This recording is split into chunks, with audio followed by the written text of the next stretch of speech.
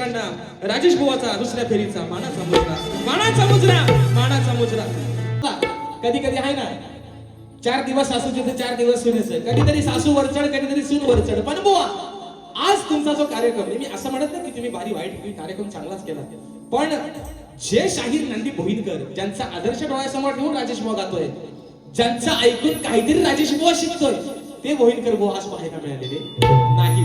असं म्हणून चला रात्र थोडी आणि सोंग पार विषय काय आहे बघा. आता चला काय आता बोलू आहे ना, बहुत प्यार करते हैं तुमको सनम, कसम चाहे लो, कसम चाहे लो, खुदा की कसम.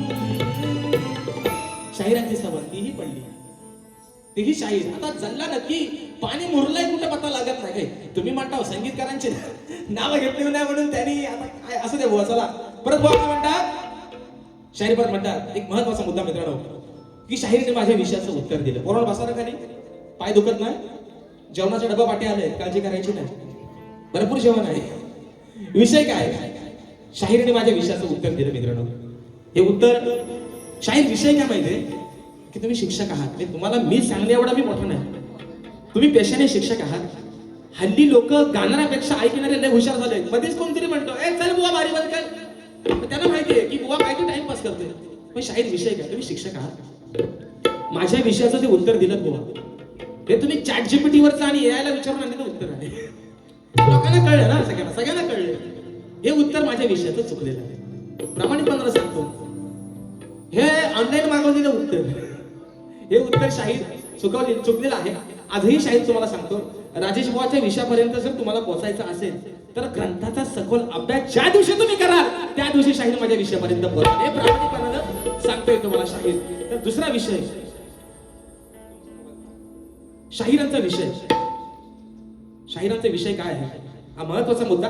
नंतर बुवांकडे आहे ना झलक दिखला जा, झलक दाखवतो बुवाना थोडीशी आहे ना, बारी संपवतोय. विषय काय, शाहिरांचा विषय की सती अनुसयाने जशी ब्रह्म विष्णू आणि महेश या 3 देवांची बाळ केली, तशीच एका दुसऱ्या पतिव्रता स्त्रीने या 3 देवांची बाळ केली. तेव्हा या 3 देवांनी क्रोधित होऊन तिला असा शाप दिला की कलियुगी तू राक्षसी होऊन सर्वत्र रोगराई पसरवशील. त्या स्त्रीचं नाव काय, ती कुणाच्या पोटी जन्माला आली आणि तिचा अंत कसा व कुठे झाला, हे शाहिरांच्या विषयाचा हा प्रश्न आहे शाहिरांचा. तर शाहीर तुमच्या विषयाला अगदी प्रामाणिकपणाने हात घालण्याचा प्रयत्न करतोय, तुमच्या विषयाचं उत्तर देण्याचा प्रयत्न करतोय. जर निश्चित शाहीर योग्य असेल आणि मला माहिती आहे तुम्ही प्रामाणिकच आहात, म्हणून तुम्ही विषय प्रामाणिकपणाने मान्यही कराल, तुमच्या विषयाचं शाहीर उत्तर देतोय म्हणायचं आहे. काय लक्ष असावं सर्वांना. एक विनंती, हात जोडून हाताची घडी आणि तोंडावर बोट घ्या. कोणी मध्ये काय बाबू तुझ्यासाठी पैसा आले का, हा श्रीनाथ चाचे यांच्या माध्यमातून छोट्या तुझ्यासाठी हे बघ 100 रुपयाचे पैसे आले. उभा राहा जरा, उभा राहा. ये इकडे. मित्रांनो हा छोटा राजेश बुवा, एका जरा जोरदार टाळ्या फोन जाऊ दे. आज जन्माला आल्यास पहिल्यांदा पप्पाची बारी बघायला आला आहे. तर आल्यापासून पप्पाचा माईक नाही, पण ढोलकी त्याचा जाम जोरात मागवस नाही, सारखा ढोलकीवर. आणि म्हणून श्रीनाथ काकांच्या माध्यमातून तुला हे पैसे आले, ते पैसे ठेव, बस आता खाली बघू आणि ढोलकी वाजू नको, जरा शांत राहता. आणि विषय मित्रांनो कसा आहे ऐका, की शाहीर अनुसयेप्रमाणे ज्या स्त्रीने ब्रह्मा विष्णू महेशांना बाळ केले, त्या महान पतिव्रता स्त्रीचं नाव आहे सती सुमती. त्या महान स्त्रीचं नाव आहे सती सुमती. काही ग्रंथामध्ये तिला शांडिली असं देखील म्हटलं गेलेलं आहे. जी शांडिली म्हणजे ती सती सुमती.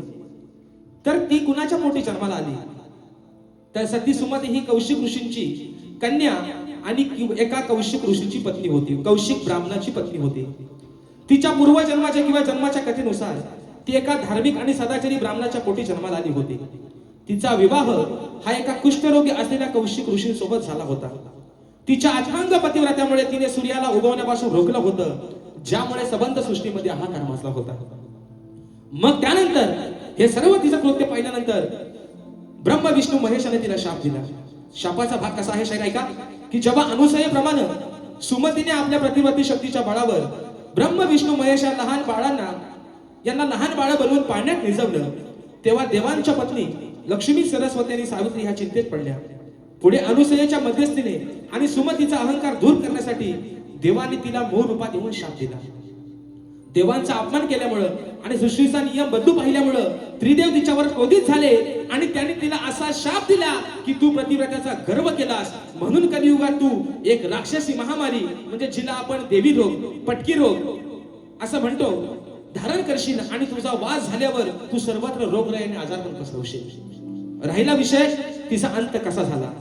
तर कलियुगात जेव्हा ती रोगराई पसरवणारी राक्षसी किंवा महामारीचे रूप, ज्याला आपण ग्रामीण भाषेमध्ये मरी आई किंवा मरी अम्मा किंवा पटकीची देवी म्हणतो, त्यावेळेस तिचा अंत हा 9 नाथांपैकी एक असणारे जालिंदरनाथ किंवा मच्छिंद्रनाथ यांनी आपल्या मंत्रशक्तीने आणि ईश्वरी अवताराने केला.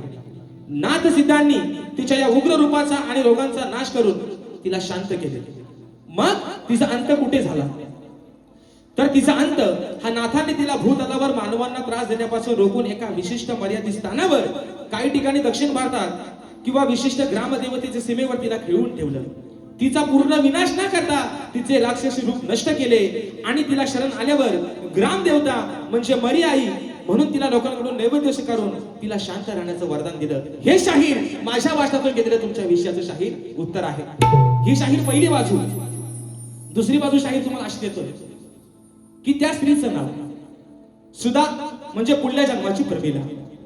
तिच्या आईचे नाव होते चंद्रसेना. तिचा अंत हा महिरवनाची कन्या सुधा हिचे मारुतीच्या शपथीशी लग्न झाले. नंतर सुधा पुढच्या जन्मी श्री राज्यात प्रमिला झाली.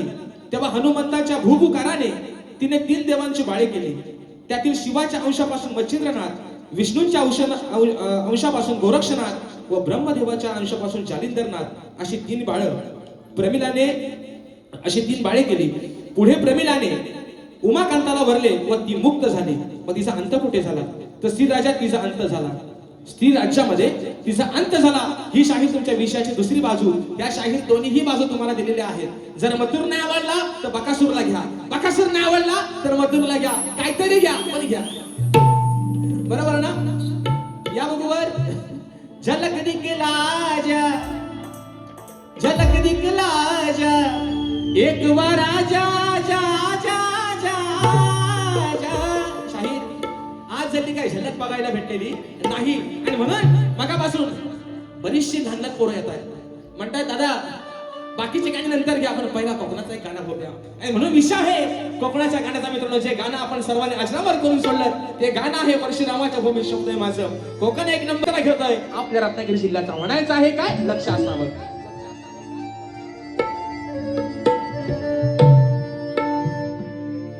रत्नागिरी ही माझी नवरत्नांची खान, अहो कलगी तुरान मन कलाही महान.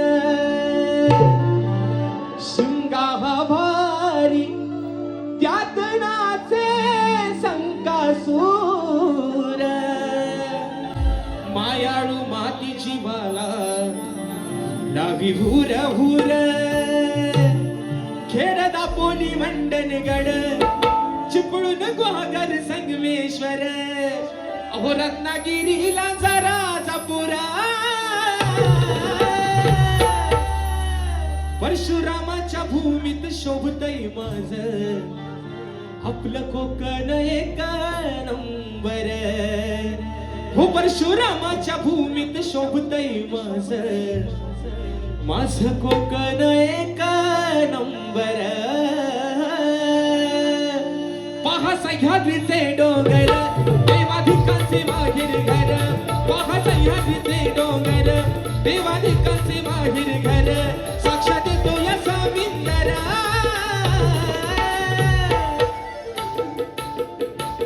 परशुरामाच्या भूमीत शोभतय माझ कोकण एक नंबर. परशुरामाच्या भूमीत शोभतय माझ कोकण एक नंबर.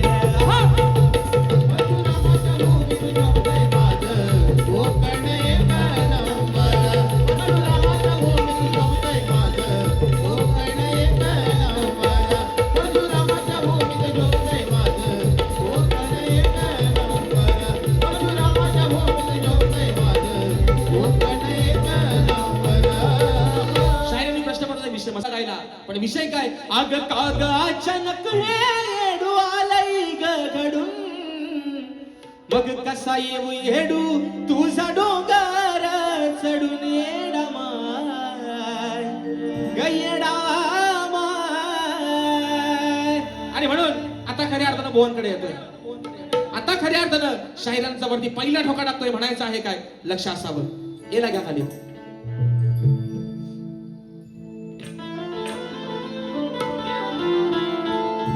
विषय कसा शाहीर आहे का? द्रोणाचार्याने एकलव्याला बाजूला करून अर्जुनाची बाजू घेतली. म्हणजे गुरुनं शिष्याला बाजूला केलं. शाहीर विषय कसा आणला बघा. द्रोणाचार्यानं एकलव्याला बाजूला करून अर्जुनाची बाजू घेतली. ही शाहीर कथा गातो. घेऊन माझ्या जोडीला मग लय दिवसानं गेलो याचा सर्वाडीला. विषय कसा आणलाय वा बघा. म्हणून म्हणतोय का कपट धरलं मनामधी याहू ज्ञानाच्या रक्षकान. वा ओ वा पहिला ठोका तुमच्या टाकतोय. काय म्हणायचं आहे का कपट धरलं मनामधी. द्रोणाचार्यानी एकलव्याला बाजूला करून अर्जुनाची बाजू घेतली.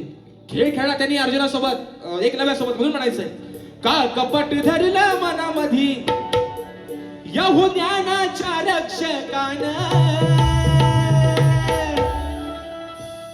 आणि स्वार्थ पायी घालवलं नाव शिक्षकान. आणि स्वार्थ पायी घालवलं नाव शिक्षकान. स्वार्थ पायी घालवलं नाव शिक्षकान. स्वार्थ पायी घालवलं नाव शिक्षकान. कपट धरलं मनामधी कपट धरलं मनामधी याहू ज्ञानाच्या रक्षकान. आणि स्वार्थ पायी घालवलं नाव शिक्षकान. स्वार्थ पायी घालवलं नाव शिक्षकान.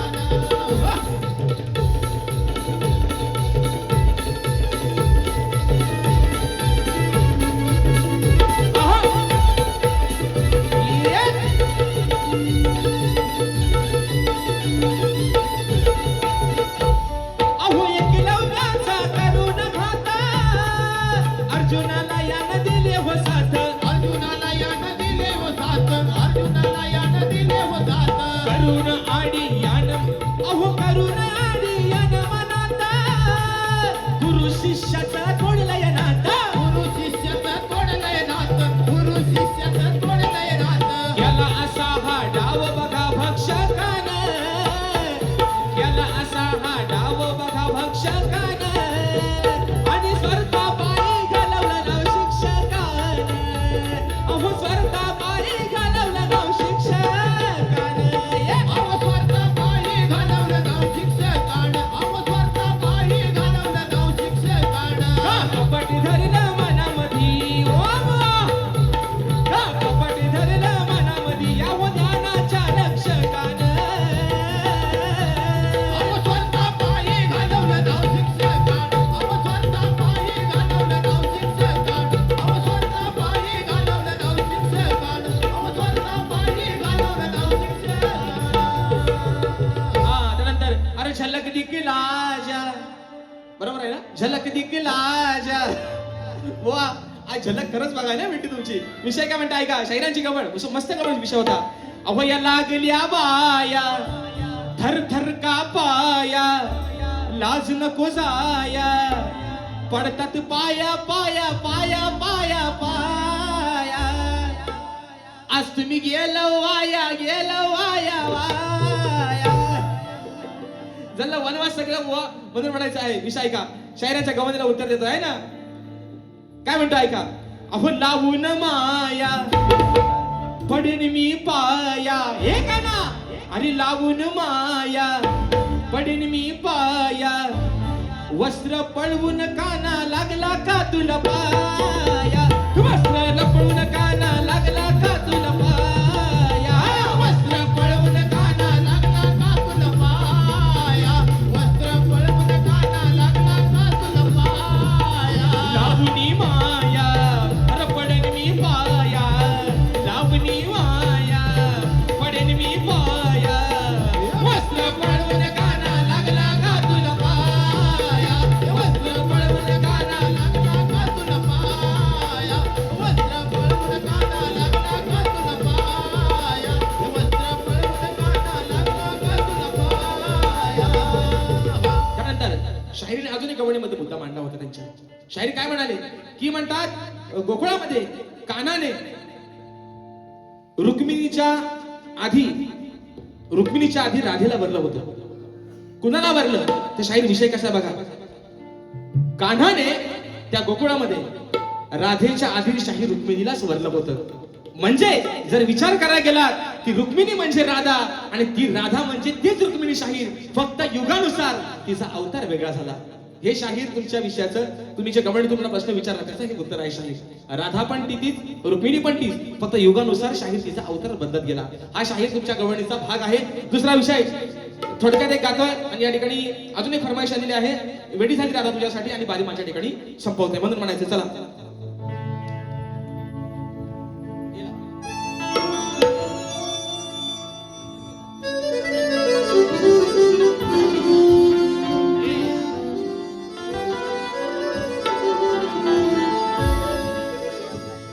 आहे तुझ माझा या जन्माचं नात, अरे विसरू कशी मी कान्हा, सांग तुला दीन रात. मग अंत नको हा पाहू माझा, ऐकून जरा तू घे रे. मग दिलेल्या त्या वचनाला तुझा रे. अरे या राधेसाठी येशील का तू सांग रे. मनी धरू नको असा राग रे. राधेसाठी येशील का तू सांग रे. 1 2 3 4.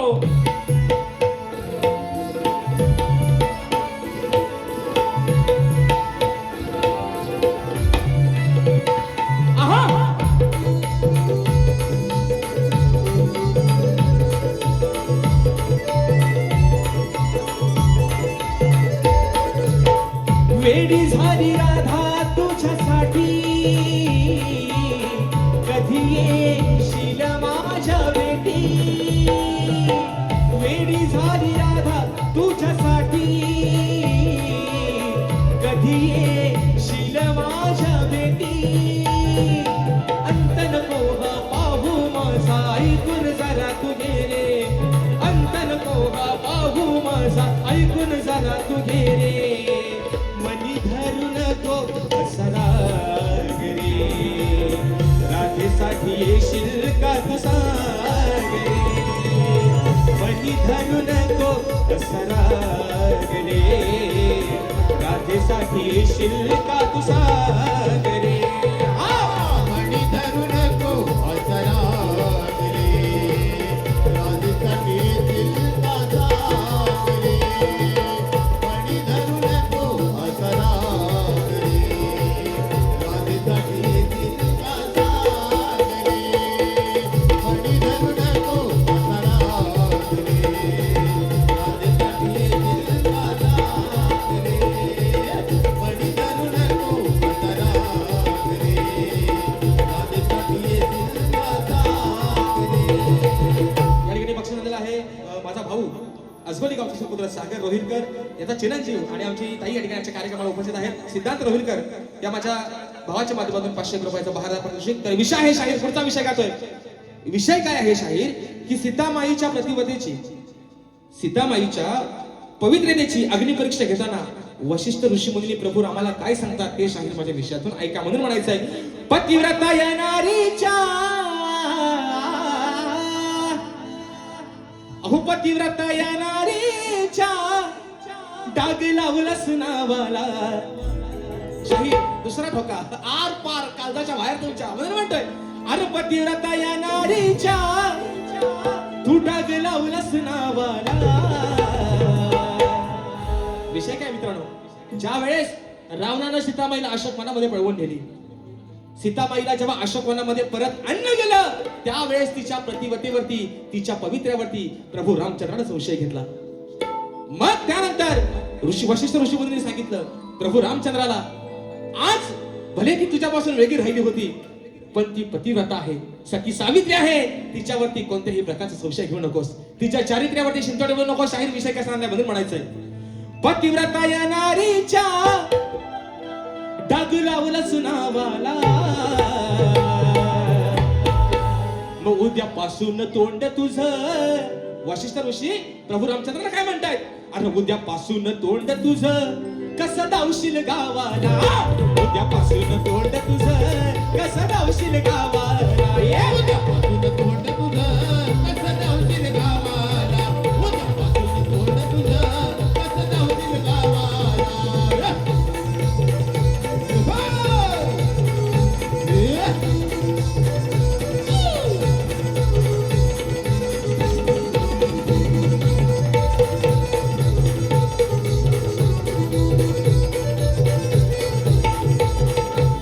तुझ्यासाठी त्या वनात तिने सोसलाय रे त्रास, स्वतःलाही रे त्रास, तिनं स्वतःलाही रे त्रास. तरी नाही तू ठेवलास का तिच्यावर विश्वास, तिच्यावर विश्वास, तिच्यावर विश्वास. सीता आहे मी पवित्र, सीता आहे मी पवित्र तुझ्या विचार भावाला, सीता आहे मी पवित्र विचार तुझ्या भावाला. उद्यापासून तोंड तुझं, उद्यापासून तोंड तुझं कसं धावशील गावाला, उद्यापासून तोंड तुझं कसं धावशील गावाला. उद्यापासून तोंड तुझं कसं धावशील गावाला, उद्यापासून तोंड तुझं कसं धावशील गावाला. पतिव्रता या नारीच्या डाग लावलंस नावाला, पतिव्रता या